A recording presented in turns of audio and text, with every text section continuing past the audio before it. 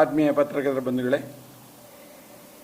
ಈ ದಿನ ನಾವೆಲ್ಲರೂ ಇಡೀ ದೇಶ ಒಂದು ಕಣ್ಣೀರು ಸುರಿಸುವಂಥ ದಿನ ಇದು. ಕಾರಣ ಏನಂದರೆ, ಪ್ರವಾಸಿಗರ ಸ್ವರ್ಗ ಅನ್ನುವಂಥ ಕಾಶ್ಮೀರ ಇವತ್ತು ರಕ್ತದೋಳಿಗೆ ಹೋಗಲಿ ಆಗಿಬಿಟ್ಟಿದೆ. ಹಿಂದೂಗಳ ಮಾರಣ ಹೋಮ ನಡೆದಿದೆ. ಕಾಶ್ಮೀರಿ ಉಗ್ರರು ಇವತ್ತು ನಿನ್ನೆ ನಡೆದ ದಾಳಿನಲ್ಲಿ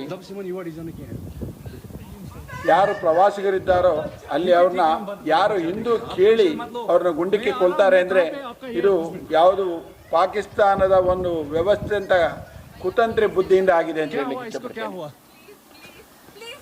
ಈ ದೃಷ್ಟಿಯಿಂದ ನಾವು ಯೋಚನೆ ಮಾಡಿದ್ರೆ ನಾವೆಲ್ಲರೂ ಯೋಚನೆ ಮಾಡಬೇಕಾಗಿದೆ. ಕಾಶ್ಮೀರಕ್ಕೆ ತಕ್ಕ ಪಾಠ ಕಲಿಸ್ಬೇಕಂದ್ರೆ ಭಾರತ ದೇಶದ ಪ್ರಧಾನಿ, ಭಾರತ ದೇಶ POK ಏನು ಪಾಕ್ ಆಕ್ರಮಿತ ಕಾಶ್ಮೀರ ಇದೆಯೋ ಅದನ್ನು ಇವಾಗಲೇ ವಶಪಡಿಸಿಕೊಳ್ಳುವಂಥ ಒಂದು ದಿಟ್ಟ ನಿರ್ಧಾರ ಭಾರತ ಸರ್ಕಾರ ತಗೊಳ್ಬೇಕಾಗತ್ತೆ. ಅದನ್ನು ಹೇಗೋ ಆಜಾದ್ ಕಾಶ್ಮೀರ ಅಂತೇಳಿ ಕರಿತಾ ಇದ್ದೀವಿ. ಆಜಾದ್ ಕಾಶ್ಮೀರ ಅಂದರೆ ಕಾಶ್ಮೀರವನ್ನು ಮುಕ್ತಗೊಳಿಸುವಂಥದ್ದು ಅಂತೇಳಿ. ಆ POK ಪಾಕ್ ಆಕ್ರಮಿತ ಕಾಶ್ಮೀರವನ್ನು ಮುಕ್ತಗೊಳಿಸಬೇಕಾಗಿದೆ. ಈ ಭಾರತ ದೇಶದ ಗಡಿಯಲ್ಲಿರುವ ನಮ್ಮದೇ ಆದ ಕಾಶ್ಮೀರದಲ್ಲಿ ಅಡಗಿರುವ ಉಗ್ರರ ದಮನ ಮಾಡಬೇಕಂತ ಹೇಳಲಿಕ್ಕೆ ಇಚ್ಛೆಪಡ್ತೇನೆ. ಬಂಧುಗಳೇ, ಈ ಒಂದು ದೊಡ್ಡ ಹತ್ಯಾಕಾಂಡನ ಕೇವಲ ಭಾರತದ ಹಿಂದೂಗಳು ಮಾತ್ರ ಖಂಡಿಸುವುದಲ್ಲ, ಭಾರತದಲ್ಲಿರುವ ಮುಸ್ಲಿಂ ಸಂಘಟನೆಗಳು ಇದನ್ನು ಖಂಡಿಸಬೇಕಂತ ಹೇಳ್ತೇನೆ. ಅವರು ನಿಮ್ಮನ್ನು ಗೊತ್ತಿದೆ, ಅಲ್ಲಿ ಎಲ್ಲಿ ಮಾತನಾಡುವಾಗ ಯಾರು ಮುಸ್ಲಿಂ ಇದ್ದಾರೋ ಅವ್ರನ್ನ ಬಿಟ್ಟು ಮಾಡ್ತಾರೆ ಅಂತ ಹೇಳಿದ್ರೆ ವ್ಯವಸ್ಥಿತವಾದ ಒಂದು ಪಿತೂರಿ ನಡೀತಾ ಇದೆ. ವ್ಯವಸ್ಥಿತ ಪಿತೂರಿ ಏನು?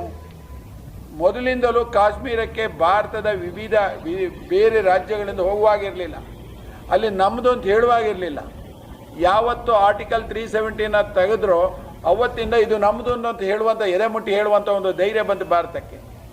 ಇವತ್ತು ಪ್ರವಾಸಿಗರಲ್ಲಿ ಹೋಗ್ತಿದ್ದಾರೆ, ಅದನ್ನು ನಿಲ್ಲಿಸಬೇಕು ಅನ್ನುವಂಥದ್ದು ಕುತಂತ್ರ ರಾಜಕಾರಣ ಪಾಕಿಸ್ತಾನ, ಬಾಂಗ್ಲಾ ಇರ್ಬೋದು, ಅಥವಾ ಏನು ಕಾಶ್ಮೀರದ ಆಡಳಿತ ಮಾಡ್ತಾ ಇರುವಂಥ ಅಬ್ದುಲ್ಲಾ ಗೌರ್ಮೆಂಟ್ ಫಾರೂಕ್ ಅಬ್ದುಲ್ಲಾ ಅವರ ಗೌರ್ಮೆಂಟ್ ಇರ್ಬೋದು, ಇದು ಎಲ್ಲದೂ ಸೇರಿ ಭಾರತದ ಪ್ರವಾಸಿಗರು ಕಾಶ್ಮೀರಕ್ಕೆ ಬರಬಾರ್ದು ಅನ್ನುವಂಥ ಒಂದು ಈ ನಿರ್ಧಾರದಿಂದ ಈ ಥರದ ಒಂದು ಕೃತ್ಯಕ್ಕೆ ಕೈ ಹಾಕಿದ್ದಾರೆ.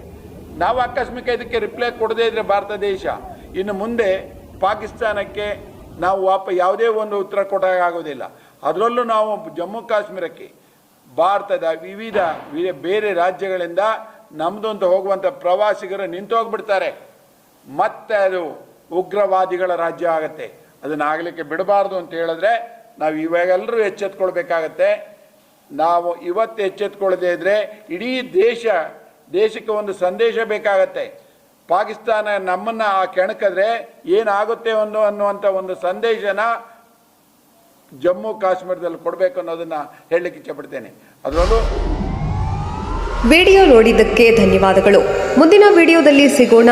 ಕ್ಷಣ ಕ್ಷಣದ ಸುದ್ದಿಗಾಗಿ ವೀಕ್ಷಿಸಿ ನ್ಯೂಸ್ ಕರ್ನಾಟಕ, ಸದಾ ನಿಮ್ಮ ಜೊತೆ.